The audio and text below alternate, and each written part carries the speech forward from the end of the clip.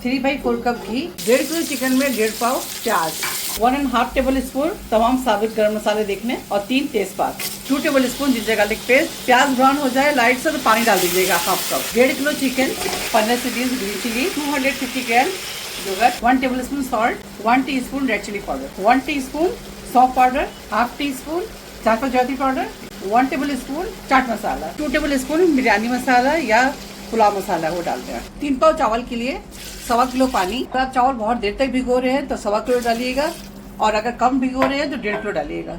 1 लेमू, हरा धनिया और पुदीना। पहले से बॉयल रहने दें, उसके बाद 5 मिनट से और कुक करेंगे। चावलों के लिए नमक शामिल करेंगे 1.5 टीस्पून। लिड लगाएंगे और पानी कम होने तक इसे कुक करेंगे। ठीक, इसके अंदर पानी कम हो जाए तो पतीली के नीचे स्टैंड रखेंगे और इसको 15 मिनट दम पे रखेंगे। 1 टेबल स्पून देसी घी, केवड़ा एसेंस अगर है तो डालिएगा वरना स्किप कीजिएगा।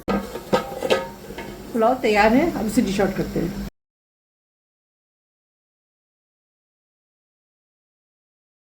खुशबूदार चिकन पुलाव तैयार है। ओके, अल्लाह हाफिज़, अस्सलाम वालेकुम।